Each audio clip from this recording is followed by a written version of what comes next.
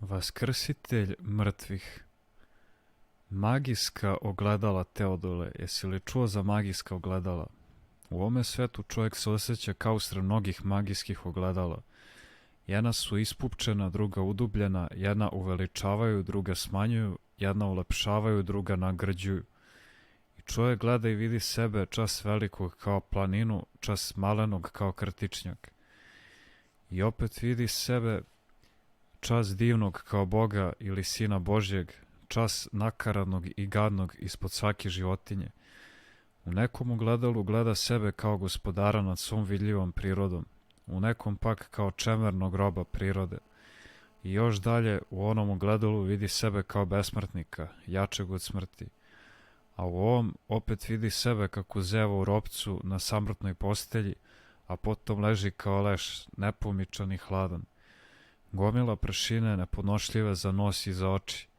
Šta je istina i gde je srazmera? I može li čovjek sam od sebe poznati istinu i odrediti pravu meru? Hiljade i hiljade pokušaja činili su ljudi na svima kontinentima sveta da doznadu istinu i odrede pravu meru sebe i svoga bića usred varljivih magijskih ogledala, no nigde se nisu mogli saglasiti u krajnjim mislima svojim, u krajnjim zaključcima. Ali čak i da su se saglasili, to ne bi donalo spasenje rodu ljudskome, jer se i krivomisleni mogu naći na jednoj misli i krivoputni na istom putu. Kao što je duga na nebu nedosežna za ruke, tako istina za razum ljudski. Dok neko ne javi šta je s one strane zaključanih vrata, kako ćemo znati? Posle prvog greha na zemlji heruim sa plamenim mačem postavljena da čuva kapiju raja, kapiju istine i vrhovnih tajni nedostupnih nečistim. Od tada svi napori čovječeg razuma da prodru tajne s one strane bili su samo slutnje i sve filosofije samo nagađanja i vraćanja. Srazmera čovjeka i tajna smrti to su dve zagonetke, koje nikad čovjek kao čovjek nije mogao rešiti. Šta je čovjek i koliki je čovjek? Da li i jedno magijsko ogledalo pokazuje pravu srazmeru čovjeka i ko je?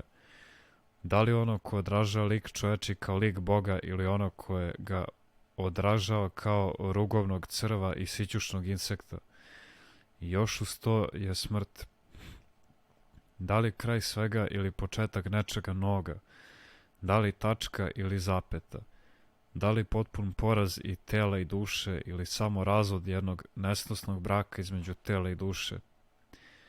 Kad je mongolski zavojeva Džingis Khan osvojio Kitaj i ušao u Peking, rekoše mu za nekoga svetog čoveka, koji je živao u okolini i bio slavljen od sviju i svakoga kao mudrac nad mudracima. Čuši to veliki Khan naredi da mu se dovede taj mudrac i čim ga vide pred sobom reče mu: neću te mnogo pitati, jedna jedina me stvar muči. Kaži mi, imaš li ti lek od smrti? Toliko i ništa više.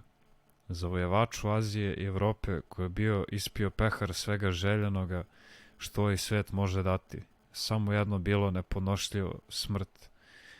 Zato on i pita kineskog mudraca samo to: imaš li lek od smrti? Sva ostala mudrost ljudska nije mu od potrebe i svi lekovi od svih zala poznati su mu. Samo jednoj kobi on ne zna leka. Onoj kobi koja je neizbežna iza njega kao iza njegovog konja. Imaš li lek od smrti? Lako ću ja naći znalce svih ostalih znanja i lako ću dobiti lek od svih drugih muka. Ali da li ti znaš ono što niko ne zna u Evropi i u Aziji? Imaš li lek od one muke koja je pobeđivala sve pobedioce sveta? Kaži mi, imaš li lek od smrti?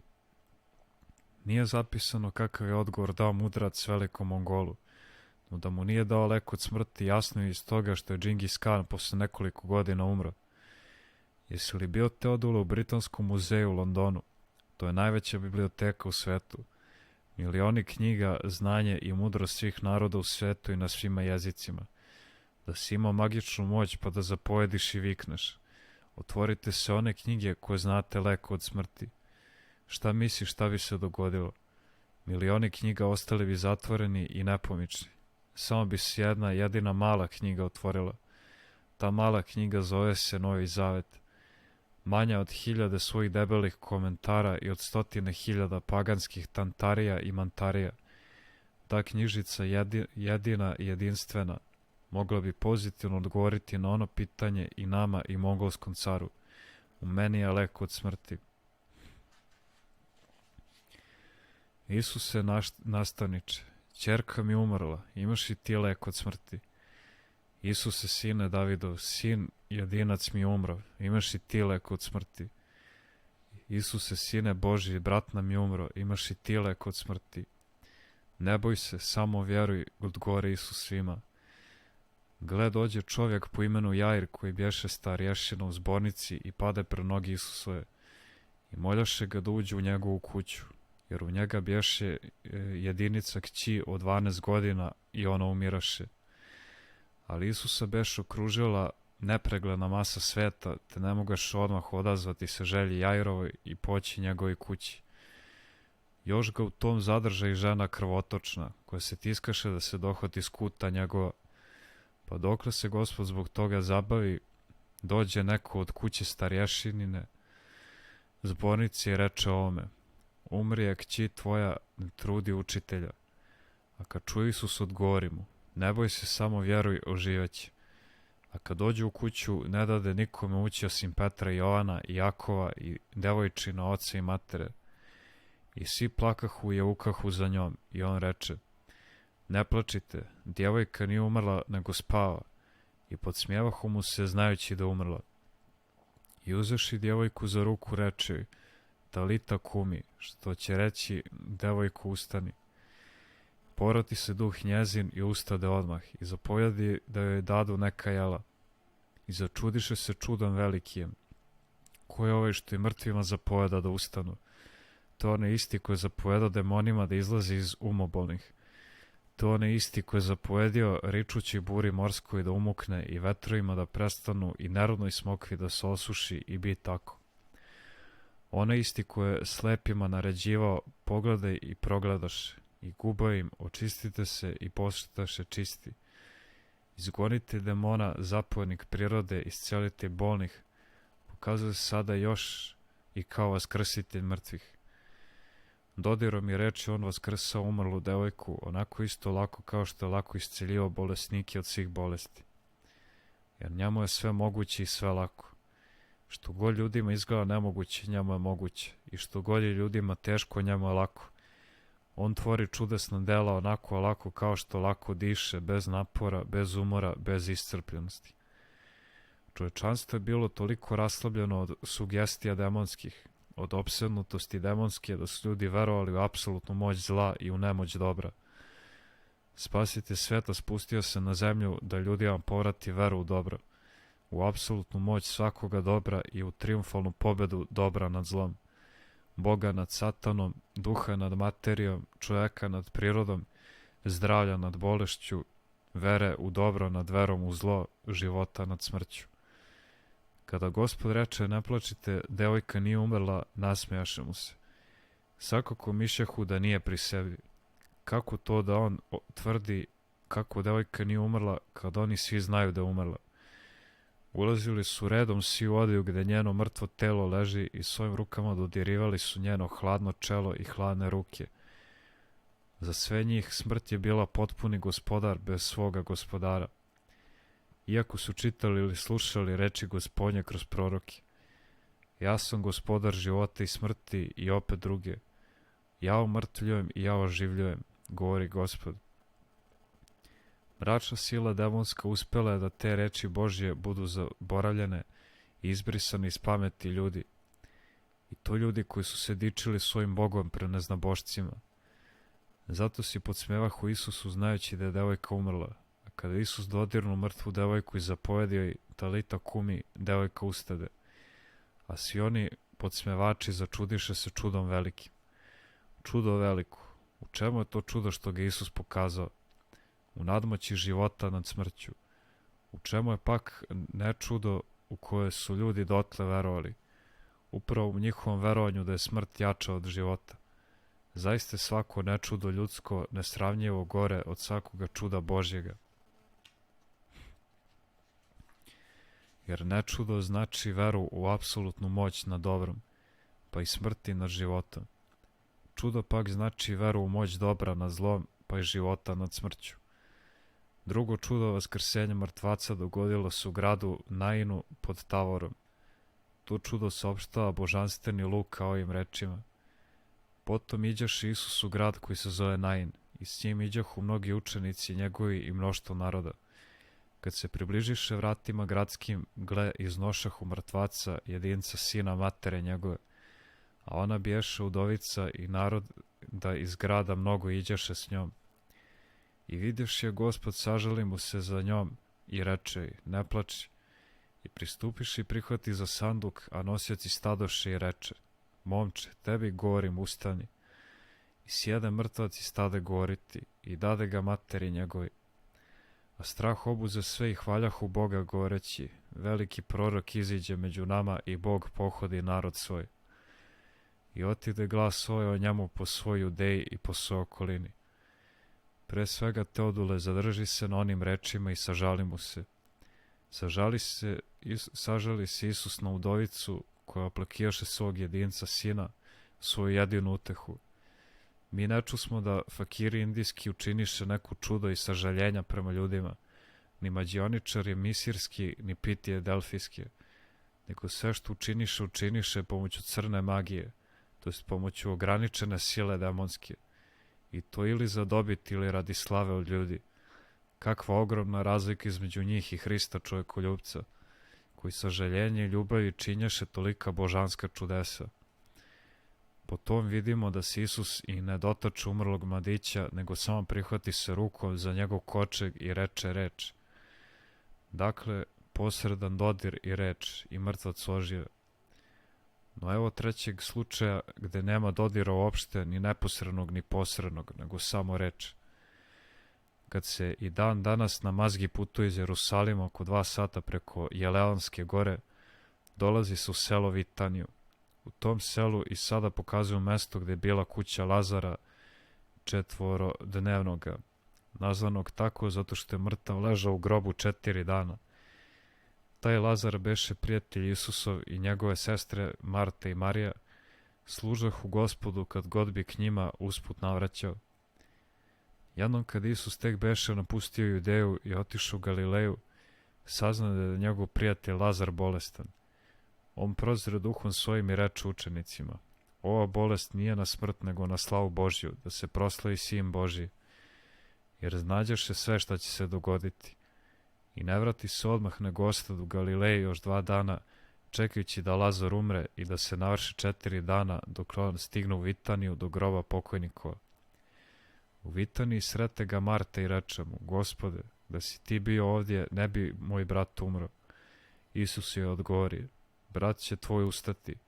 Marta, znam da će ustati u vaskrseniju u posljednji dan. Tu nauku morala ona ranije primiti od samoga Isusa. Isus, ja sam vaskrsenije i život, koji mene vjeruje, a koji umre živjeće. Potom Marija ponovi reči Martine, Gospode, da si ti bio ovdje, ne bi umro brat moj. I zaplaka se Marija.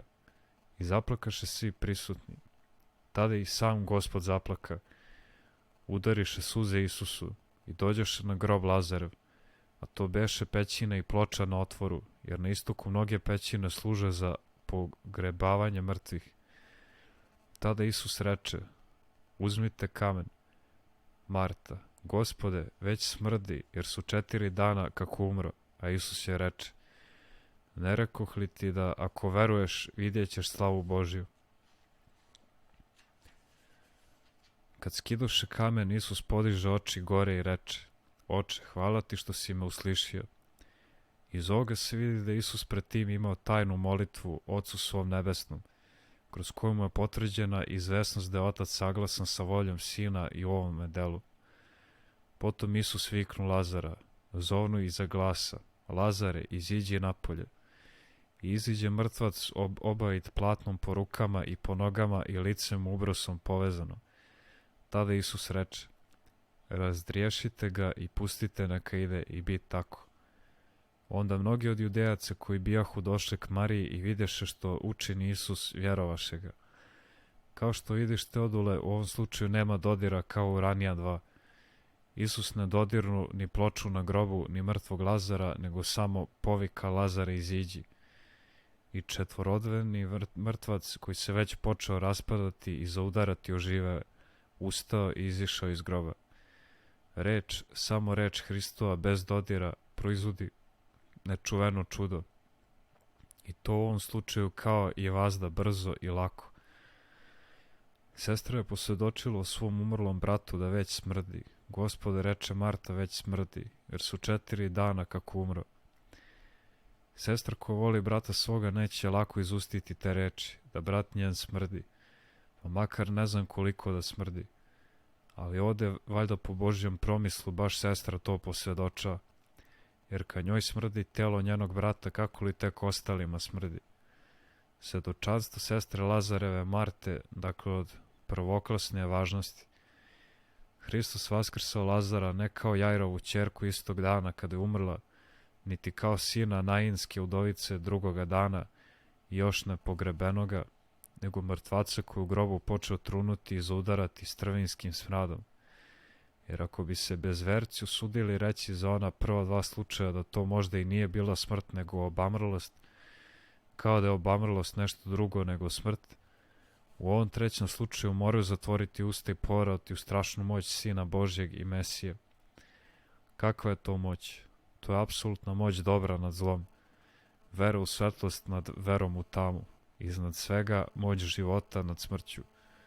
Vaskrsitelj mrtvih, kako drugo Mesiju žele i očekuju Jevreji, da li nekako koji će stvoriti zemaljsko carstvo izriljavo od 100.000 kvadratnih metara, pa to može učiniti neki Bar Kohba i Varava i Rothschild.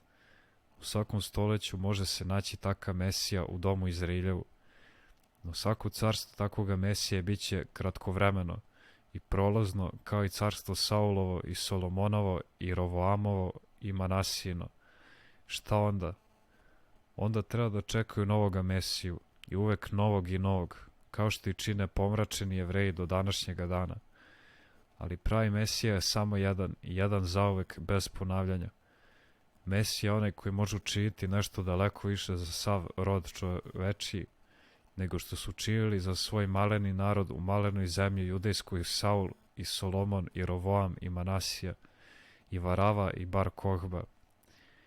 Kao komitadžije prema jednom velikom zavojevaču sveta, takvi su sve male i smešne jevrijske Mesije prema pravom Mesiju, vaskrsitelju mrtvih. Onaj koji može pobediti smrt može pobediti sva ostala zla u svetu. I onaj koji je u stanju činiti najveće, zaista u stanju činiti sve ostalo, malo i maleno i sporedno. Ali vidi Izraelje pomrače zločinom nad pravim Mesijom, te Izraelci do današnjega dana čekaju malog Mesiju, nasilnika, Bar Kohbu ili Varavu, da im stvori jedno maleno carstvo u Palestini, koje će biti sa pola stoljeća i propasti kao što je propalo i carstvo Saulovo. Ne vide oni, Bog ih video, kako čudo Bog kroz njih učinio. Ne hvale se pravim Mesijom, gospodarem života i smrti, ne prolazim besmrtnim, neodoljivim Mesijom, koji se javio kod njih u Nazaretu i Jerusalimu. Oni su ga odbacili i ubili, zločinca Varavu su uzdigli iznad njega. Zbog toga su im zločinci ideal do današnjega dana, a mi negdašnji neznabošci prihvatili smo i priznali pravog Mesiju, sve čovečanskog i jedinstvenog. Njega, vaskrsitelja mrtvih, mi slavimo i hvalimo sada i navek vek.